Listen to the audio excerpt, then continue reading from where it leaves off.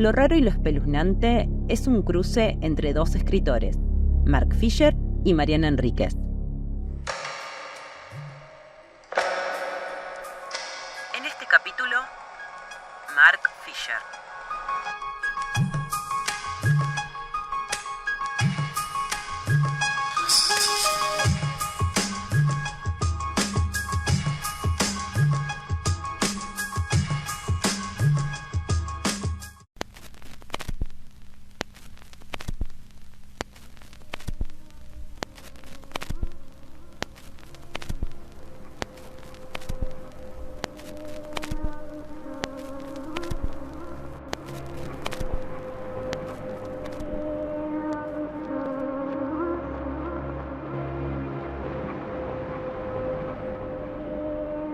Es más fácil imaginar el fin del mundo que el fin del capitalismo. Esta frase de Fredric Jameson inspiró a Mark Fisher para la escritura de su primer libro, Realismo Capitalista. Para Fisher, el realismo capitalista es más fácil de detectar que definir, pero puede ser entendido como una creencia en que no hay alternativa al capitalismo. Es una actitud de resignación, una sensación de que ni siquiera se puede imaginar algo distinto. A Fisher le preocupa sobre todo cómo el realismo capitalista afecta a la izquierda, que ya no tiene expectativas de que las cosas cambien, pero tampoco reconoce que se ha rendido. El realismo capitalista es entonces la naturalización del neoliberalismo y la degradación de la capacidad de imaginar. Es una atmósfera general que condiciona la producción de cultura, la regulación del trabajo y la educación. Según Fisher, no es suficiente con señalar la pobreza, el hambre y la guerra que genera el capitalismo, sino que hay que mostrar sus incoherencias. Hay que señalar cómo la realidad del capitalismo es lo contrario de lo que el realismo dice.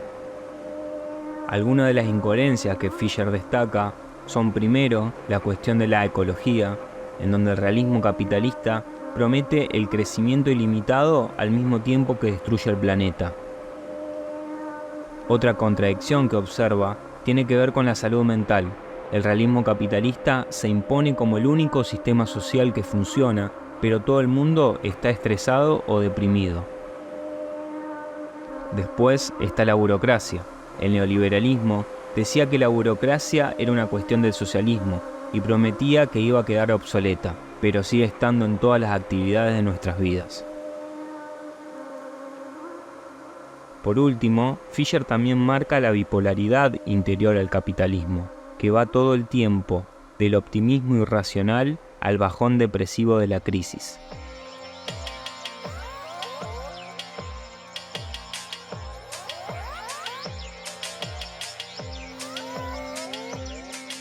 La relación de Fisher con el mundo académico fue siempre complicada. Él directamente la iba a describir como clínicamente depresiva. En 1989, Fisher se graduó en Filosofía y Letras en la Universidad de Hull y después hizo un doctorado en la Universidad de Warwick, que terminó en 1999. En esos años de doctorado, se unió a la Unidad de Investigaciones sobre la Cultura Cibernética, CCRU, según sus siglas en inglés. ¿Qué era exactamente la CCRU? Era un dispositivo interdisciplinario y experimental que se dedicaba a especular sobre el ciberespacio. Pero la particularidad que tenía este colectivo era que sus miembros escribían sobre el futuro y al mismo tiempo trataban de darle una estética futurista a sus producciones. Por eso sus textos estaban lejos de la escritura académica y más cerca de la ficción experimental. Los miembros de la CCRU estaban inspirados por la filosofía rizomática de Deleuze y Guattari, pero también hacían conexiones con el ocultismo, la narrativa gótica de terror, el cyberpunk, los estudios ciberfeministas, y sobre todo estaban influenciados por la cultura rave y la música electrónica, un género en especial de la música electrónica, el jungle.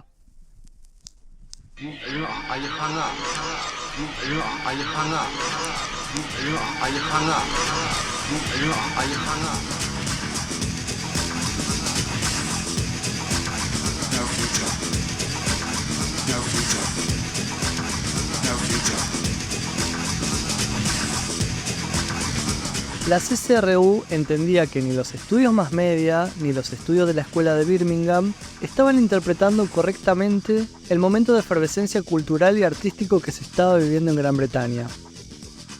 Estamos hablando de fines de los 80 y principios de los 90, con el surgimiento y el auge de las raves y la evolución de la música electrónica que sucedía a toda velocidad.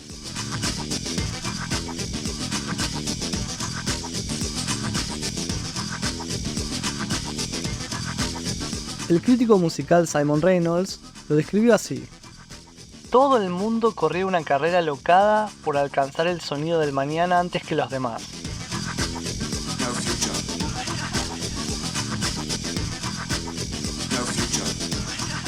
Y el propio Fisher lo explicaba así: había una sensación de que a través del sonido obteníamos una pequeña pero poderosa muestra de un mundo que podía ser completamente diferente a todo lo que habíamos experimentado.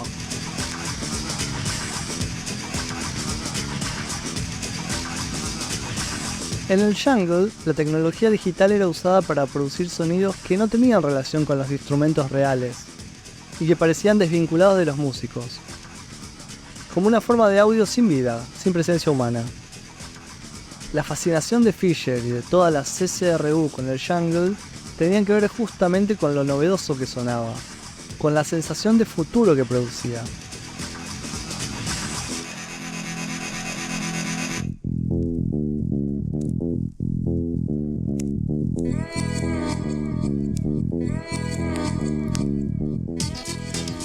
Los miembros de la CCRU, la Unidad de Investigaciones sobre Cultura Cibernética, trataban de imitar también esta sensación con la escritura. Por eso la actitud hacia el trabajo teórico era conectar cosas entre sí, unir producciones culturales con textos teóricos sin que uno fuese más importante que lo otro.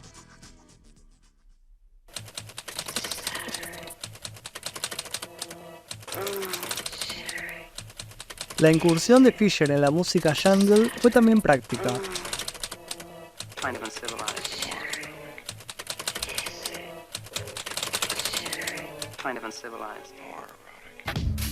En 1999, junto con otros miembros de la CCRU, editó un EP llamado Dead Garage Keita Jungle.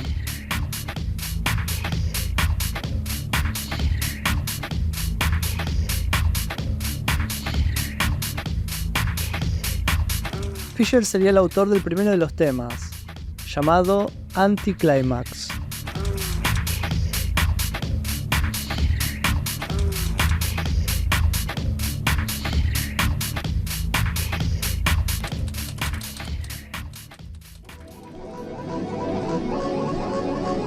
Fisher tuvo otro proyecto musical de jungle unos años antes en Manchester. Se llamó D-Generation, en honor a la canción My D-Generation del grupo post-punk The Eyes.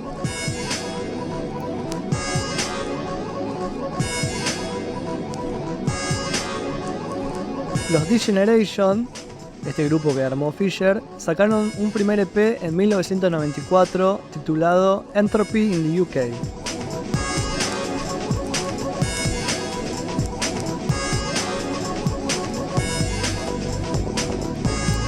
Nunca tocaron en vivo. En ese momento era imposible hacer ese tipo de música en vivo, no estaba la tecnología.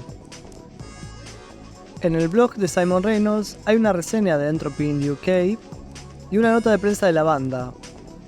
También hay una foto de Mark Fisher con sus dos compañeros. Fisher tiene una campera de cuero y tiene un look punk. Parece un rockstar.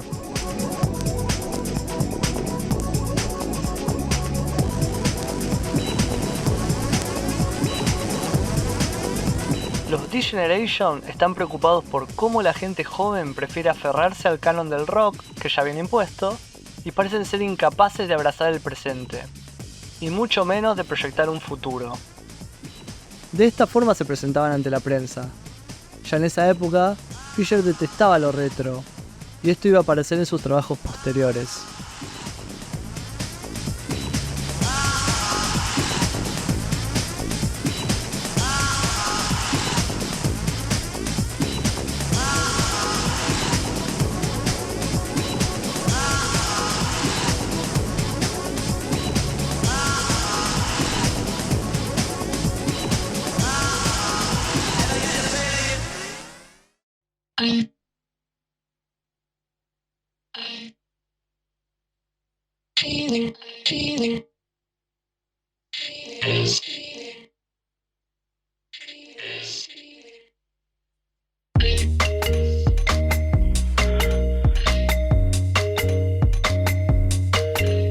Fisher terminó su doctorado en Warwick con una tesis que propone analizar los efectos del capitalismo. La tituló Constructus Flatline, Materialismo Gótico y Teoría Ficción Cibernética. Ahí se pregunta, ¿y si estamos tan muertos como las máquinas?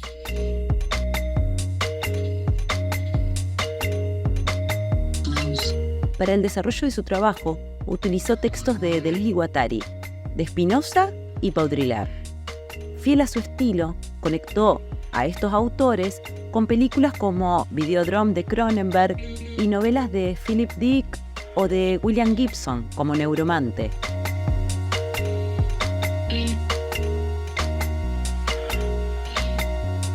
Esta manera de conectar producciones de la cultura popular con filósofos le trajo varias dificultades a Mark Fisher.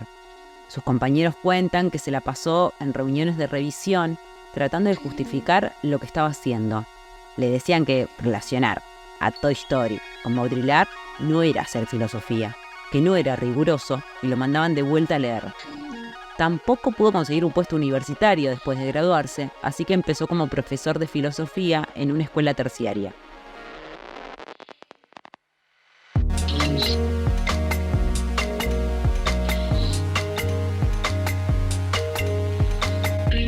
Para volver de alguna forma a la escritura sin sentir la presión de la academia, en 2003 creó un blog.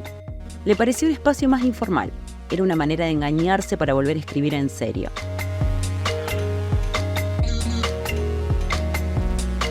Para esos años, ya existían redes de blogs que funcionaban como espacios de discusión de distintos temas. Entre ellos estaba la música, y Fisher se unió a esa movida. Le puso a su blog K-Punk. K-Punk era un término que usaba la CCRU para reemplazar el de cyberpunk, que les parecía demasiado mainstream. La K venía de la palabra griega kuber, desde donde a su vez viene la palabra cibernética. La CCRU entendía el cyberpunk como una explosión cultural facilitada por las nuevas tecnologías. Y punk no refería al estilo musical que conocemos, sino a un movimiento que se daba por fuera de los espacios institucionales.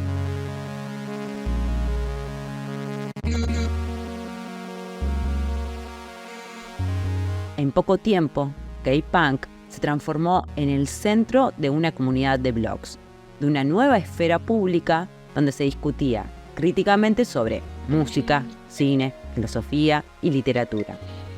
En cada entrada, Fisher señalaba lo que para él era la vanguardia musical y al mismo tiempo criticaba los caminos equivocados. También escribía ensayos sobre realismo capitalista y hablaba de política, libros, series y películas.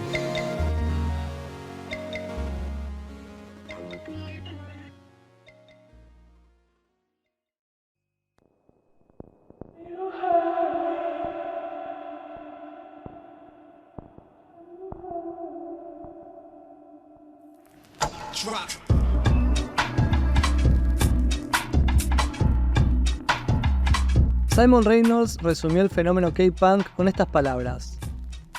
Mark era un dínamo que lanzaba provocaciones e ideas que exigían un compromiso. Se transformó en una figura de culto, un catalizador. También era el anfitrión perfecto, que congregaba una energía de salón en la sección de comentarios de K-Punk, iniciando el debate y apaciguando las disputas cuando las cosas se ponían un poco densas.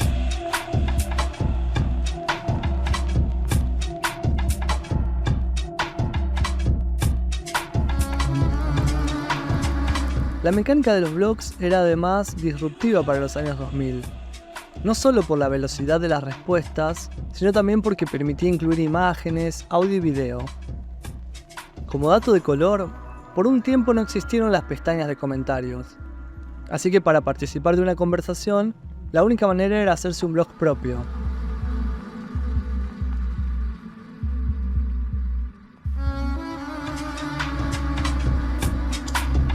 Después sí aparecieron los comentarios, y esto a Fisher no le gustó. Un poco porque desalentaba que los miembros de la comunidad hicieran sus propias producciones. Pero lo que más lo fastidiaba eran los comentarios de trolls, que arruinaban los debates.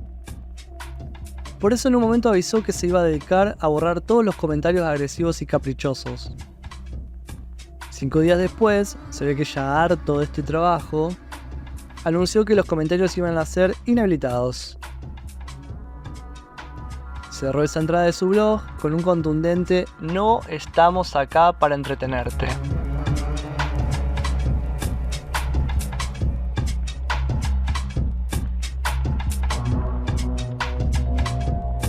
Hay 3 volúmenes en castellano con textos que Fisher publicó en K-Punk.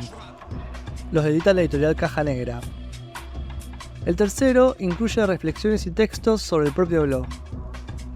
Entre estos, hay uno de mayo del 2004 llamado Un año después.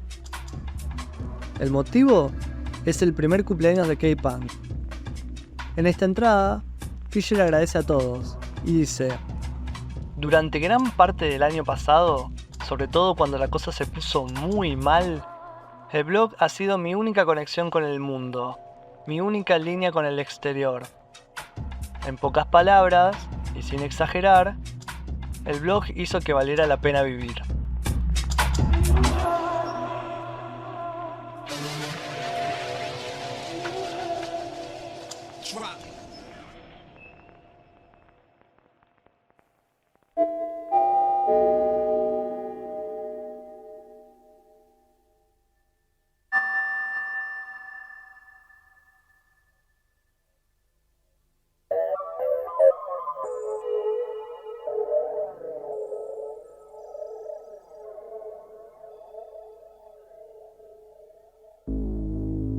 When the room is quiet,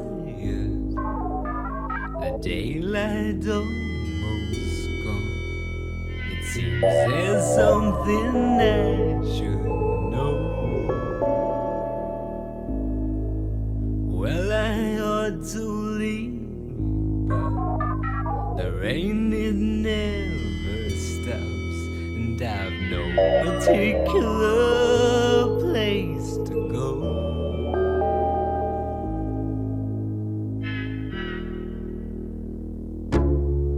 Just when I think I'm winning, when I've broken every door, the ghosts of my life blow wilder than before. Just when I thought I could not be stopped, when my chance came to be king, the ghosts of my life blew wilder than the wind.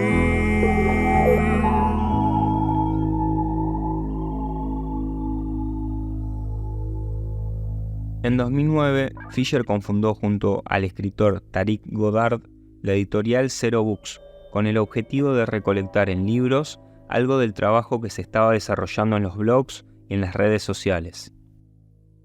Era un intento más de tender un puente entre la academia y lo que estaba pasando en el ciberespacio. La editorial entendía que la escritura seria no tenía por qué ser opaca e incomprensible, y la escritura popular no tenía por qué ser facilista. Unos años después, Fisher y Goddard dejaron Zero Books por diferencias con sus socios y fundaron otra editorial. Bajo Zero Books, Fisher lanzó su obra clave, Realismo Capitalista, editó una serie de textos sobre Michael Jackson y publicó su segundo libro, Los fantasmas de mi vida. Just when I think I'm winning, when I've broken every door, the ghosts of my life blow wilder than before. El título Los fantasmas de mi vida viene de un fragmento de la letra de la canción Ghost de la banda británica Japan. El tema general del libro trata sobre la desaparición del futuro en la cultura, haciendo foco especialmente en la música.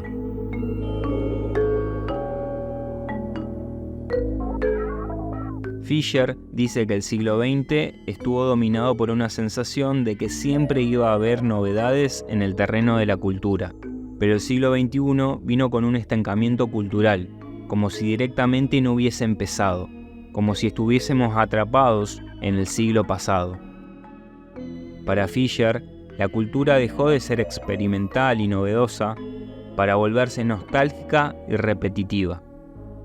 Según él, las personas parecemos incapaces de concebir nuevos mundos, de crear algo que sea distinto, que sea futurístico. Es eso que Bifo Berardi llamó la lenta cancelación del futuro.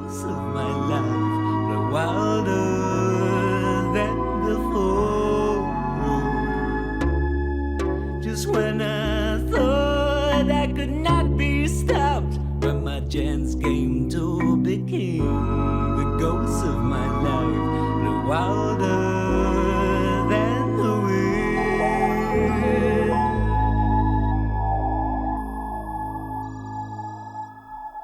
Uno de los ejemplos que da de este fenómeno son los Arctic Monkeys. Fisher cuenta que la primera vez que los escuchó, los confundió con una banda post-punk de los 80. No solo por el aspecto de los músicos y el sonido, sino que hasta el videoclip parecía filmado en los 80.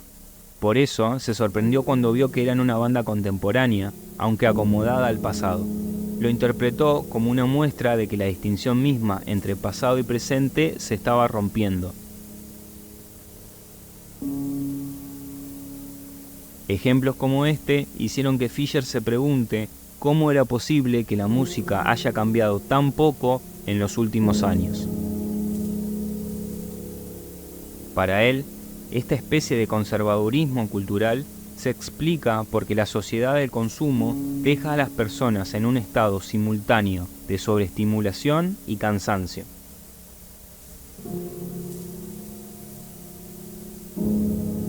Primero, por el auge de las comunicaciones digitales.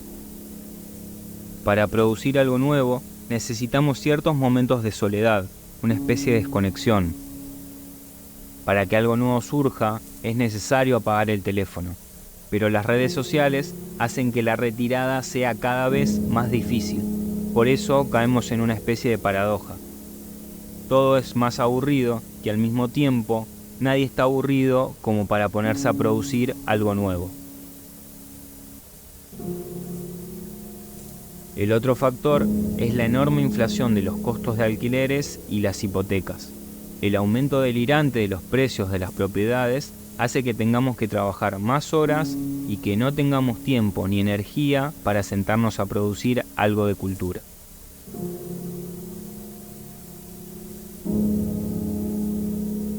Había una trayectoria y esa trayectoria se interrumpió.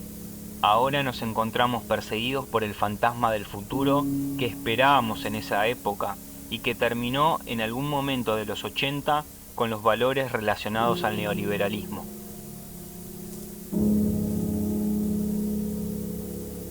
Fisher toma el concepto de Derrida de ontología, que se refiere no al estudio de las presencias, sino de las ausencias, de eso que no existe, pero que de alguna manera afecta al presente. La ontología puede ser pensada como la intención por dar cuenta de que hay fantasmas del pasado que influencian el presente, y fantasmas que condicionan el presente, pero desde un futuro que todavía no sucedió. Para Fisher, lo que acecha el siglo XXI no es tanto el pasado, sino todos los futuros perdidos que el siglo XX anticipó, pero que nunca se cumplieron.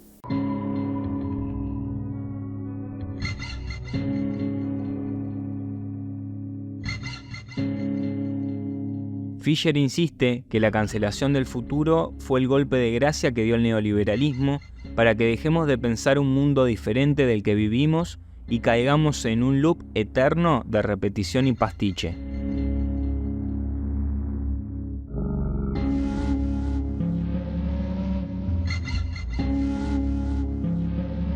Pero al mismo tiempo se crearon las condiciones para la aparición de un grupo de músicos que él identificó como ontológicos. Estos artistas no compartían tanto un mismo sonido, sino que los unía una sensibilidad melancólica de lo que nunca fue, es decir, una insistencia en salir a la cacería de las ideas que solíamos tener del futuro y que en algún momento perdimos. Let me remind you that due to a glitch in the Fisher destaca a músicos como William Wyszynski, The Caretaker, More Than Music, Phil Sheck, Goldie, Darkstar, entre otros.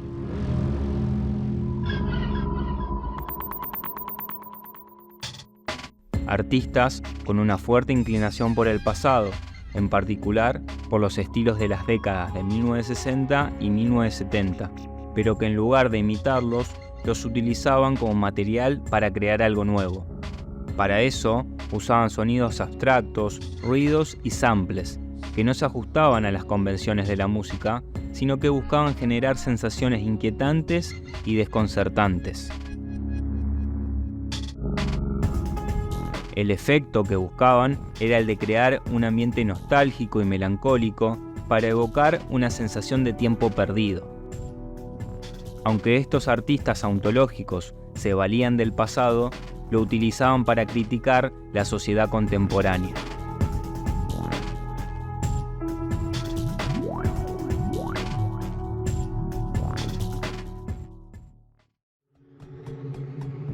Uno de los artistas ontológicos con los que Fisher estaba fascinado era Burial, por la sensación de espacialidad que transmitía su primer disco, por la sensación de una Londres despojada y vaciada.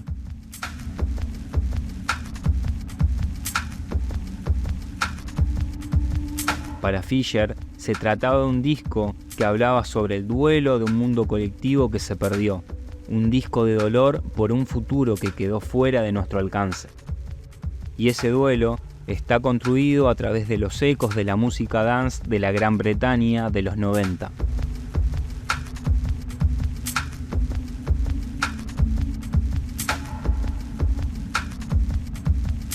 Si ponemos el disco, vamos a notar que está inspirado en la escena rave, aunque con un giro hacia lo triste. Fisher lo define como un lamento por esa nueva sensación de soledad que tenemos en los espacios públicos, en los que estamos solos, incluso estando todos juntos.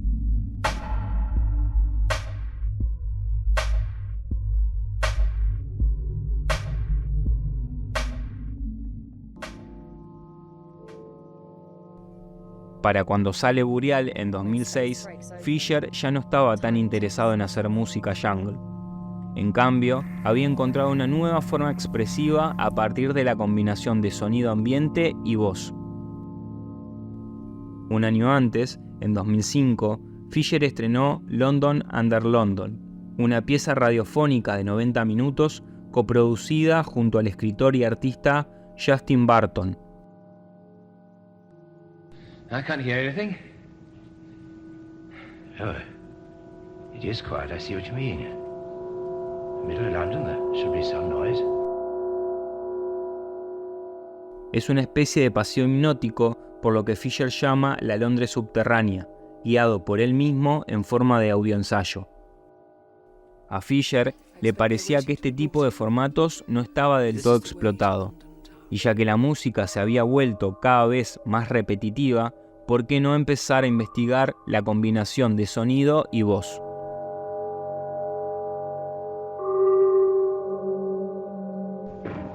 Queensway, Lancaster Gate, Strand, Chancery Lane, all in a half hour, and it's creeping in all the time.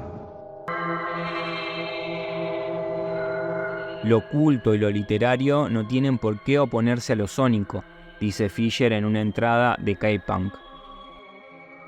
Aún así, le cuesta definir London Under London. No es música, aunque secuestra ciertas intensidades sonoras de la música.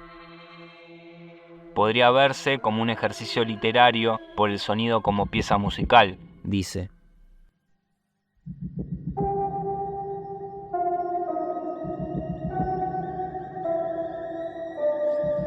A pesar del cambio de estilo, este audioensayo mantiene el espíritu cyberpunk de sus producciones musicales de jungle. Fisher sigue creando estructuras a partir de cortar y pegar sonidos. Y lo interesante es que London Under London suena ontológico en la misma forma que lo hace Burial. Deserted and falling into ruin. Only ragged vestiges of glass remained in its windows, and great sheets of the green facing had fallen away from the corroded metallic framework. It lay lay very high upon a turfy down. Después de London Under London, Fisher y Barton empezaron en 2006 un nuevo proyecto que estaba relacionado con espacios abandonados y en semirruinas. A modo de investigación, hicieron una larga caminata por la costa del condado británico de Suffolk. No era un paseo cualquiera, era una caminata bastante evocativa porque arrancaba en un puerto gigante, bien representativo del capitalismo deshumanizado, pasaba por varias ruinas de la Segunda Guerra Mundial y terminaba en Sutton Hoo, un yacimiento arqueológico medieval. It is April, but it feels like summer. They turn left onto the seafront in bright sunlight. The low, slanted cliff is alongside. A vanishing point to the north, what is maybe a Victorian hotel or school, is expansive in the sunlight, rising above a world of trees and smaller buildings. Esta caminata los impresionó mucho y dio origen a otra pieza de audioensayo, esta vez de 45 minutos, que estrenaron en 2013 y a la que llamaron On Vanishing Land.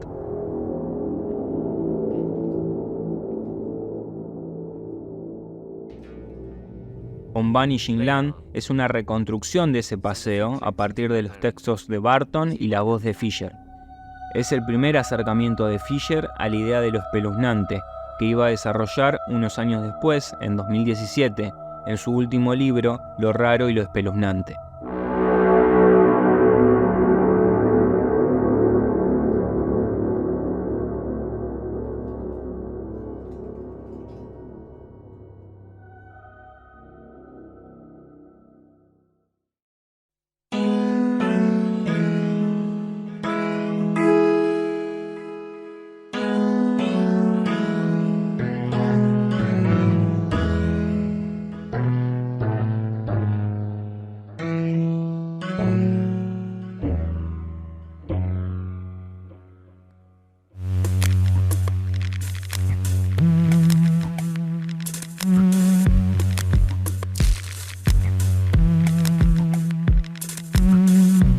Fisher mantuvo su blog activo por 12 años.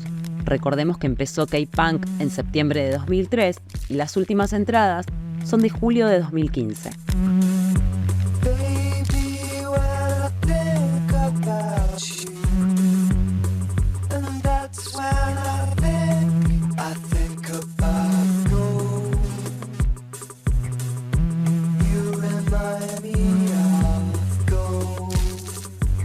En los últimos años, digamos de 2012 a 2015, Fisher disminuyó la actividad. Entre sus últimas publicaciones hay varios mixes de canciones editadas por él. Por lo general, subía el mix y unos días después hacía otro posteo con la lista de temas que había incluido. No posteaba todo junto, para no quitarle la sorpresa al oyente.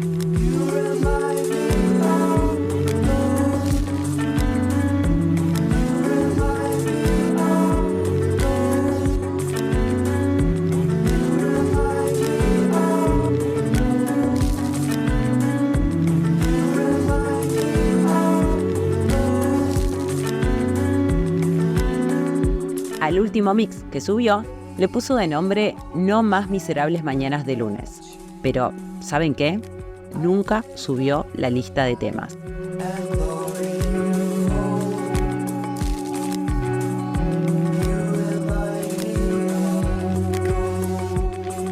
Los ensayos de K-Punk de esta última época son más que nada políticos, inspirados en los acontecimientos de ese momento. Es duro leer estos textos de corrido, porque son esperanzadores. Se lo ve ilusionado con Podemos, con las izquierdas latinoamericanas y con una victoria del laborismo británico que nunca sucedió. Nos vamos a quedar con dos de estos textos que son representativos de la última etapa de Fisher. El primero es uno que publicó el 7 de mayo de 2015, el día de las elecciones generales en Reino Unido. Es un poco más personal de lo que suelen ser sus ensayos y se titula Dolor ahora. Ahí, Fisher cuenta que Dolor ahora, más dolor después, fue el titular de la portada del diario The Guardian el día del nacimiento de su hijo, unos 5 años antes. En ese momento, Fisher trabajaba como profesor en la universidad y en escuelas para adultos. Y también escribía y realizaba algunos trabajos de redacción freelance. Así todo, juntando sus ingresos y los de su esposa, apenas les alcanzaba para vivir. El ensayo describe básicamente el estado de abatimiento de los trabajadores frente a los salarios bajos y la escasez de tiempo libre.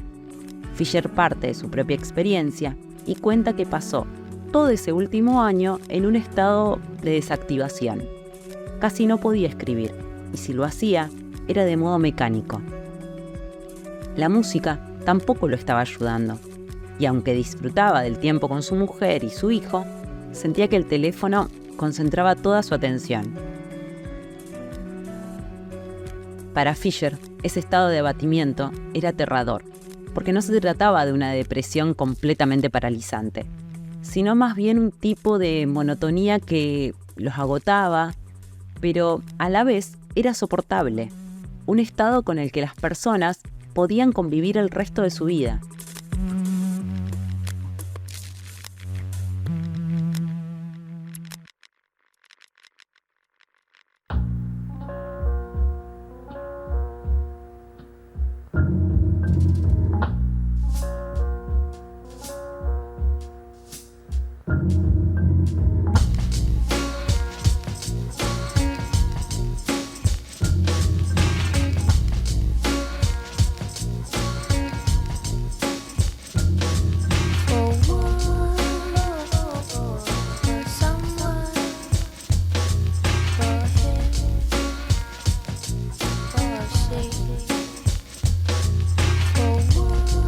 Fisher se pregunta, ¿qué es lo que provoca ese abatimiento? ¿Qué es eso que no nos deja catatónicamente deprimidos como para no poder trabajar, pero nos saca la confianza y la seguridad que nos permitirían negarnos a realizar trabajos de mierda? Fisher trae a colación entonces la película El Resplandor, donde los agentes detrás del Hotel Overlook son para nosotros desconocidos, del mismo modo que sucede con el capital. Al igual que las entidades que se alimentan de la energía, el deseo y el trauma humano en la película, en el capitalismo existen todo un conjunto de entidades que dirigen el sistema, pero del que no somos conscientes y que son los verdaderos causantes de la depresión. La idea de una naturaleza desconocida que opera desde lo oculto es algo que Fisher va a desarrollar con más detenimiento en Lo raro y lo espeluznante.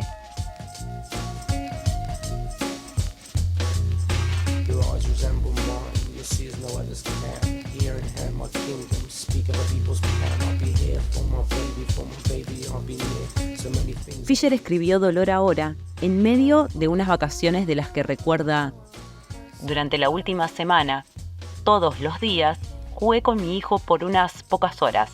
Salí a dar largas caminatas, disfruté de un tiempo prolongado con mi esposa y conseguí escribir miles de palabras. ¿Por qué la vida no puede ser siempre así?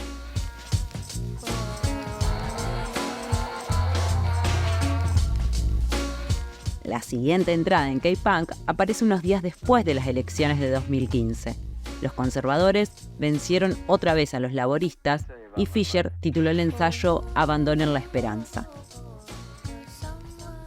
El texto es un manifiesto a no temer, a no desesperar, a no deprimirse y a no tener esperanza. Una cita interesante es la que dice: lo que necesitamos no es esperanza, sino confianza en la capacidad de actuar. Fisher cree que si la cultura popular no puede producir innovación, es difícil que algo más cambie. Lo plantea como un círculo. La innovación cultural proviene en la mayoría de los casos de la clase trabajadora, y el neoliberalismo es justamente un ataque sistemático a la vida de la clase trabajadora.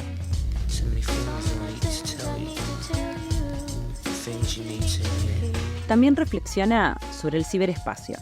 Para Fisher, los debates en blogs y redes sociales no llegaron más allá de las burbujas de izquierda. Tampoco llevaron a acciones concretas, solo produjeron nuevas formas de aislamiento y soledad. En otras palabras, la incursión del ciberespacio capitalista en todas las áreas de la vida y la psiquis ha intensificado los procesos de desocialización. Esto no implica que no haya potencial emancipatorio en la web, pero sí que ha sido sobrevalorado. Este es un Fisher crítico y desencantado con el ciberespacio, muy distinto al de la CCRU y al de K-Punk en 2003.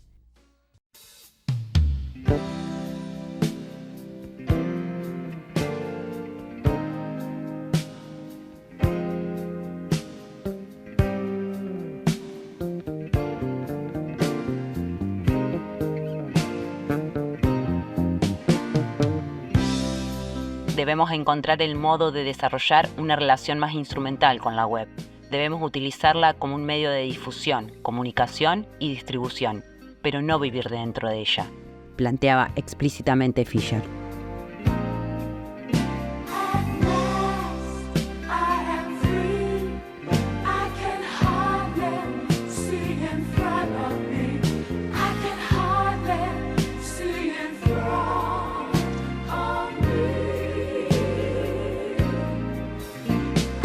Abandonen la esperanza es, sobre todo, un texto crítico hacia una izquierda que perdió la capacidad de imaginar un futuro postcapitalista.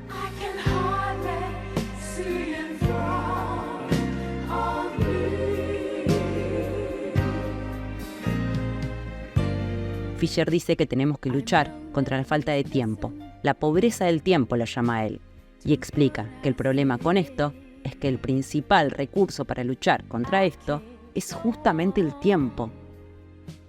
Por eso, propone politizar la pobreza del tiempo y hacerla causa común en vez de deprimirnos individualmente por no poder cumplir con las obligaciones.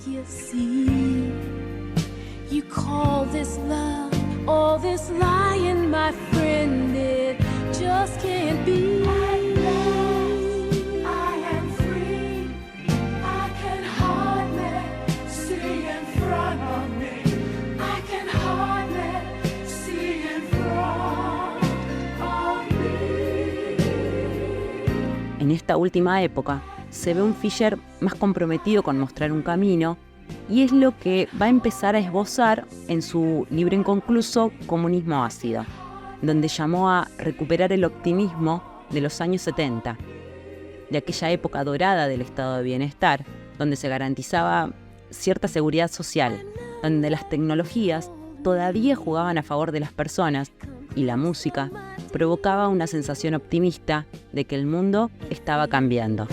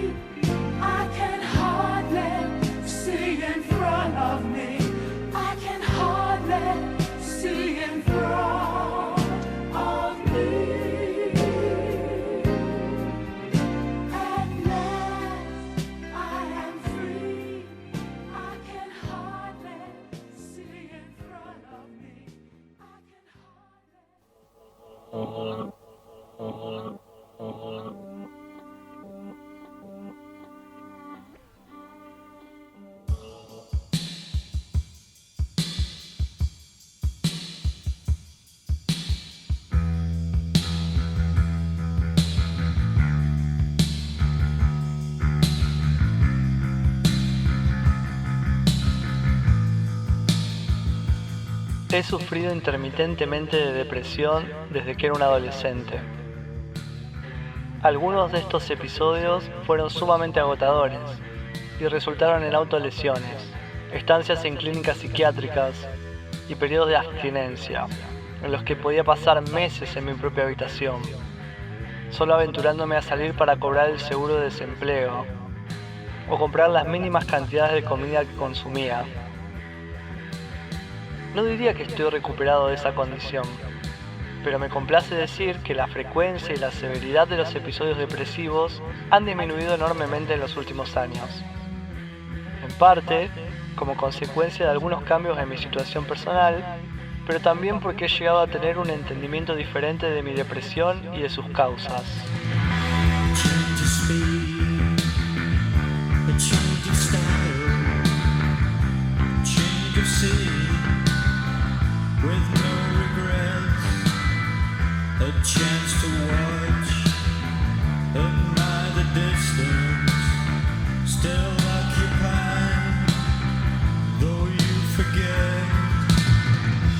La cita era de Bueno para Nada, un ensayo de 2014.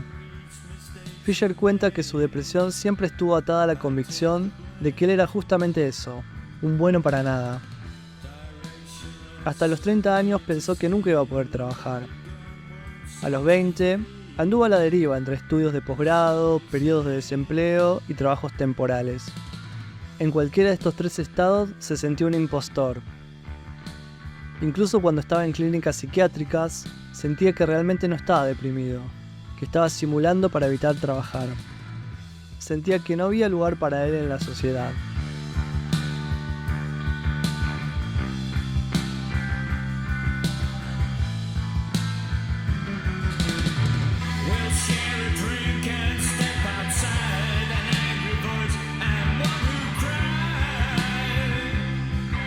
Fisher describe lo que es la depresión en el ensayo sobre Joy Division. Dice que el depresivo se experimenta a sí mismo aislado del mundo de la vida, pero al mismo tiempo como una cáscara. Es decir, que no hay nada excepto el interior, pero el interior está vacío. Por eso al depresivo el mundo le parece una farsa, y experimenta un deber de continuar que vive con el máximo de los horrores.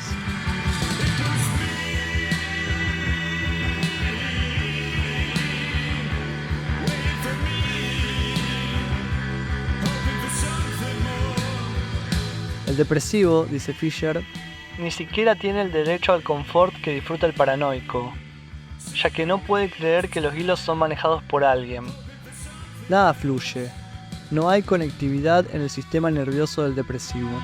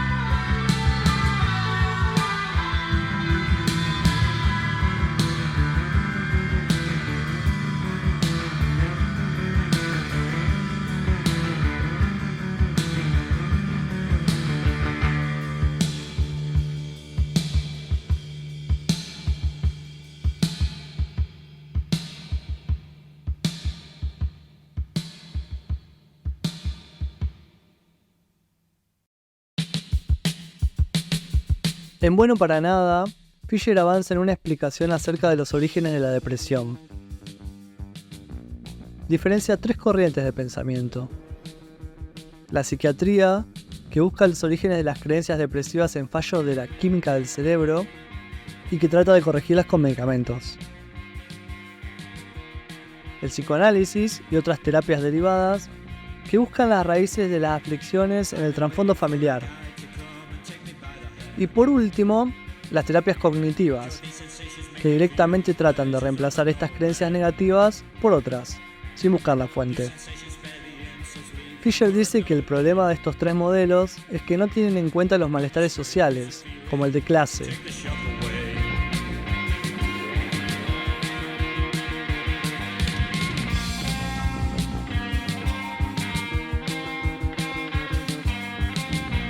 El autor a partir del cual trabaja se llama David Smale. De él extrae la idea de que si de chico te enseñan a pensarte como inferior, no hay ningún éxito que te pueda sacar la sensación de inutilidad. Esta sensación de inferioridad que transmiten las clases dominantes viene acompañada de una táctica de responsabilización, donde los miembros de la clase subordinada son empujados a creer que la pobreza, la falta de oportunidades o el desempleo son solo culpa suya y de nadie más. Así los individuos se culpan a sí mismos en vez de a las estructuras. Fisher no usa la palabra meritocracia, pero ya anticipa algo del clima de nuestra época. Y a su vez entiende que hay un estado de presión colectiva que contribuye al realismo capitalista en la aceptación de los mandatos de austeridad, en la aceptación de que todo va a empeorar, excepto para unos pocos, de que tenemos suerte si tenemos un trabajo, por más de que los sueldos no le sigan el paso a la inflación.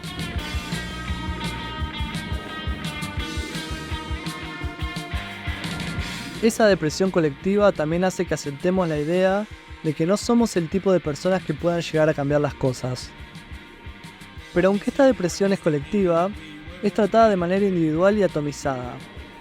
A eso Fisher le llama en realismo capitalista la privación del estrés. El capital enferma al trabajador, y luego las compañías farmacéuticas internacionales le venden drogas para que se sienta mejor, explica. Es mucho más fácil prescribirle un medicamento a un paciente que cambiar las raíces sociales de la infelicidad, como el individualismo competitivo y la desigualdad en la distribución del ingreso.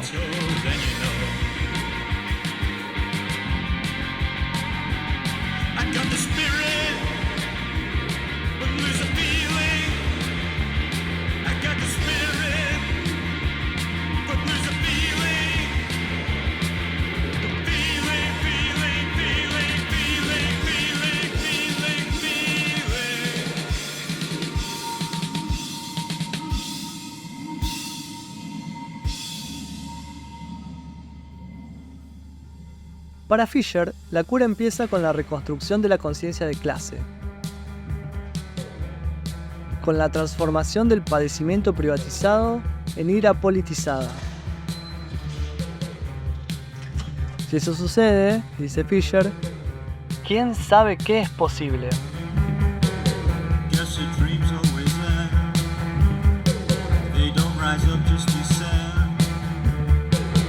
Lo raro y lo espeluznante es una producción de Antonella Carrizo, Francisco Brusa y Sebastián Manacero. Forma parte de la tesis Cuando lo raro y lo espeluznante se hacen cuerpo, una lectura a la narrativa de Mariana Enríquez, de la licenciatura en Comunicación Social de la Facultad de Ciencias de la Educación de la Universidad Nacional de Entre Ríos.